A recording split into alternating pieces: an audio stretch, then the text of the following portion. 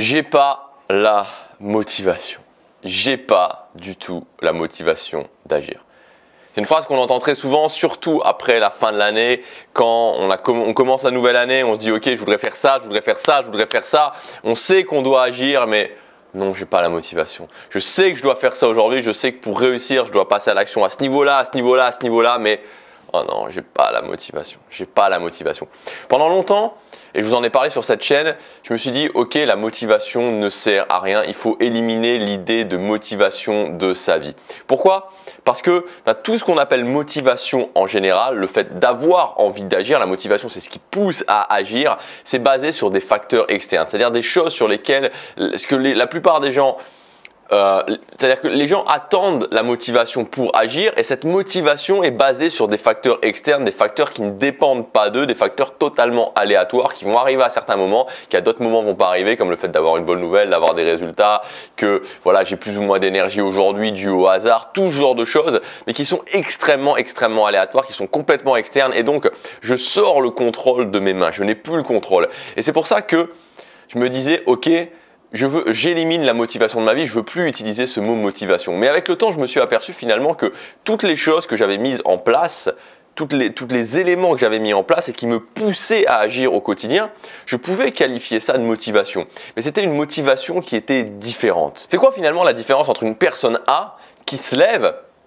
qui est dans la même situation, qui a les mêmes envies qu'une personne B, mais qui va se lever, qui va se dire « Oh non, aujourd'hui je le sens pas, aujourd'hui je sais pas, j'ai pas le… Il faudrait que j'ai la motivation mais je sais pas, je l'ai pas. » Et une personne B qui va se lever, qui va être dans le même état, mais qui va quand même faire en sorte d'agir.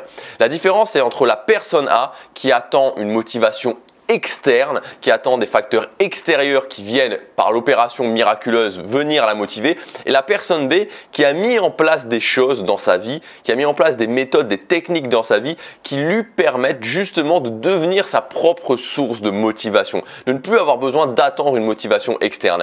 Et donc la nuance que je veux faire maintenant, c'est bien que oui, j'ai envie d'avoir quelque chose qui me pousse à agir, j'ai envie d'avoir ce truc qui me fait que yes, je vais passer à l'action, maintenant je sais que je suis capable de passer à l'action. Mais il va y avoir une différence entre la personne qui attend la motivation externe et donc qui n'a pas le contrôle et la personne qui a mis en place dans sa vie des choses qui lui permettent d'avoir le contrôle parce qu'il est capable de créer ses propres sources de motivation interne. Donc dans cette vidéo, j'aimerais vous partager 4 techniques pour commencer à créer votre source de motivation interne. La première technique, c'est ce que j'appelle avoir un pourquoi indestructible. On en a parlé dans la vidéo d'hier, donc je ne vais pas forcément y revenir en détail. Si vous n'avez pas de pourquoi, si vous n'avez pas ce sens, si vous n'avez pas cette vision macro, si vous n'êtes pas capable de regarder vers le ciel et de vous dire ok, c'est ça que je veux, j'ai un engagement émotionnel fort à ce niveau-là, alors il y a de fortes chances que vous ayez du mal à passer à l'action ou en tout cas au bout d'un moment que vous finissiez par arrêter de passer à l'action par les doutes, par les questionnements que vous allez avoir. Donc il faut absolument vous créer ce pourquoi. Si vous voulez, on peut le faire ensemble dans la formation Motivation Renouvelable. On passe l'entièreté du module numéro 1, designer un outil très concret que vous allez avoir concrètement entre vos mains à la fin du module et que vous allez pouvoir utiliser pour la base, la première base de votre motivation interne. Le deuxième point que j'adore personnellement, c'est de me voir comme un champion. C'est un switch à faire mentalement, mais de me voir comme si j'étais un champion qui préparait un objectif, comme par exemple une médaille olympique, qui voulait gagner la médaille d'or olympique. Et ce fait de plus voir sa vie simplement, de plus voir ses objectifs comme quelque chose de sympa, j'ai envie d'avoir des objectifs, et peu importe les objectifs, que ce soit d'écrire un livre, devenir musclé, maigrir, rencontrer quelqu'un, gagner plus d'argent, trouver un nouveau job, voyager, un projet, construire une maison, repeindre sa chambre, bref, peu importe, repeindre sa chambre, refaire une maison complètement à son goût, peu importe finalement le type d'objectif, de me voir comme un champion et d'organiser ma vie comme un champion.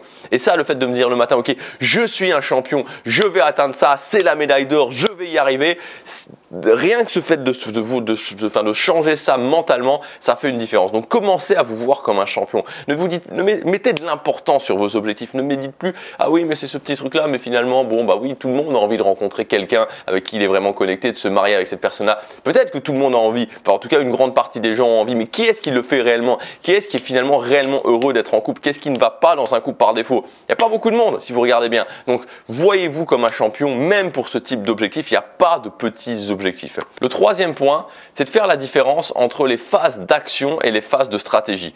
Parce que souvent on mélange les deux, c'est-à-dire on se dit ok, on commence à prendre action, on a un objectif, on commence à prendre action et puis on commence à se poser des questions. On commence à se dire est-ce que je fais bien, est-ce que je fais pas bien, et on doute. Et tout ce genre de questionnement où souvent il n'y a pas vraiment de réponse. Donc l'idée c'est de faire une différence entre les phases de stratégie où je me pose des questions, où je mets en place une stratégie, et les phases d'action.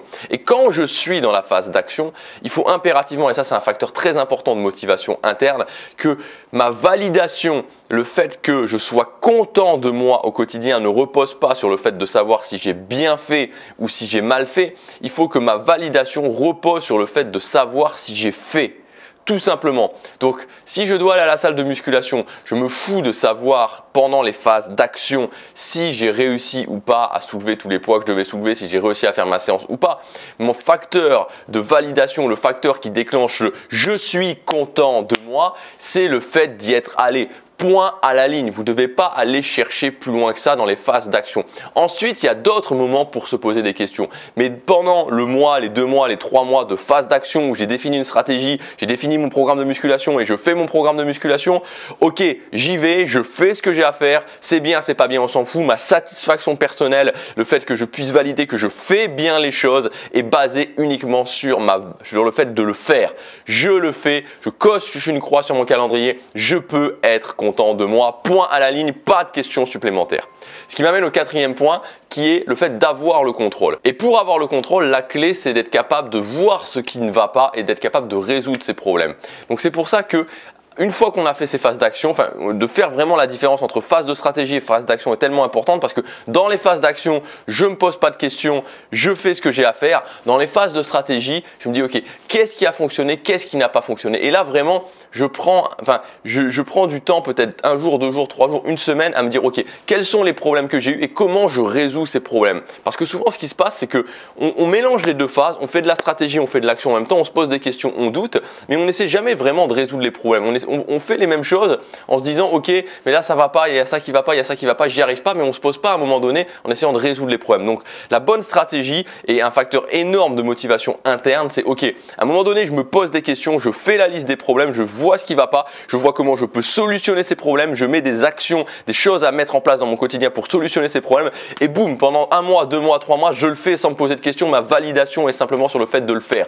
Et ensuite je repasse dans une phase de stratégie et je revois qu'est-ce qui fonctionne, qu'est-ce qui ne fonctionne pas. Et comme ça, j'ai cette sensation d'avoir le contrôle sur mes objectifs. Donc, phase de stratégie, phase d'action, je note les problèmes, je mets en place des choses pour résoudre ces problèmes. Ensuite, j'agis. Et quand j'agis, ma seule satisfaction doit être le fait de le faire. Ma seule validation, le seul fait que je me sente content de moi doit être le fait de le faire et d'avoir fait ce que je devais faire au quotidien. Voilà pour cette vidéo. Si j'ai une chose à vous dire vraiment pour cette année 2019, c'est s'il y a un élément important pour cette année 2019 que vous devez mettre en place, c'est d'arrêter d'être dépendant d'une motivation externe, d'une motivation qui est complètement aléatoire, et de commencer à mettre en place votre propre source, vos propres sources de motivation interne. On fait ça ensemble si vous voulez dans la formation Motivation Renouvelable. Module numéro 1, on met en place votre pourquoi indestructible. Module numéro 2, on va avoir plein de techniques, 10 techniques différentes, 10 techniques extrêmement efficaces pour pouvoir passer d'une motivation externe à une motivation interne. Et enfin, dans le module numéro 3, on va voir comment atteindre la haute énergie. Tout ça, c'est disponible jusque demain avec 140 € de réduction. Vous avez le premier lien dans la description pour y accéder.